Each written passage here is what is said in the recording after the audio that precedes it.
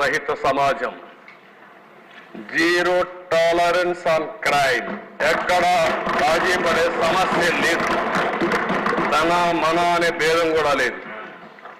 శాంతి భద్రతలో నూతన అధ్యాయం, new chapter in law and order will start, already started.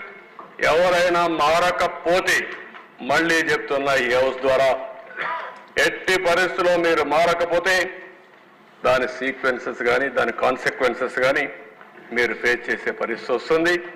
Law and ఆర్డర్కి అబైడ్కండి, చట్టాన్ని గౌరవించండి, లా ఆఫ్ ది ల్యాండ్ ఉంది.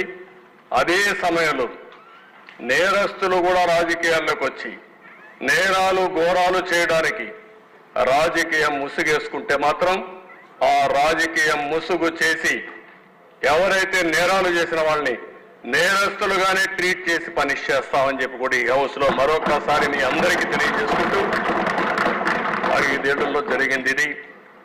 దీనికి ఒకటే పరిష్కార మార్గం, ప్రజా చైతన్యం. ఆ ప్రజా చైతన్యంతోనే ముందుకు పోయి ఒక ఆంధ్రప్రదేశ్ రాష్ట్రం పీస్ఫుల్ స్టేట్, ఒక డొసైల్గా ప్రతి ఒక్కరు కూడా ప్రపంచంలోనే తెలుగు జాతి, నేను ఎన్నోసార్లు చెప్పాను, నెంబర్ 1 కమ్యూనిటీగా చేసే అవకాశాలు ఉన్నాయని, దానికోసం ముందుకు పోతా అని తెలియజేసుకుంటూ, నేను చెప్పిన విషయాలన్నీ ప్రజలు ఆలోచించండి. మీకు జరిగిన ఘోరాలు అన్యాయాలు ఇక్కడనే నేను చూస్తే 80% 90% ఎమ్మెల్యేస్ అంతా బాధితులే. ఇదే సమస్య ప్రజల్లో ఉంది. వాళ్ళు చెప్పుకోలేని ఫియర్ ఉంది, భయం ఉంది. కొంతమందికి ఎవరికి చెప్పాలో తెలియని పరిస్థితుంది. వాళ్ళు కూడా చెప్పమంటున్నా, మీకు జరిగిన అన్యాయాలు చెప్పండి.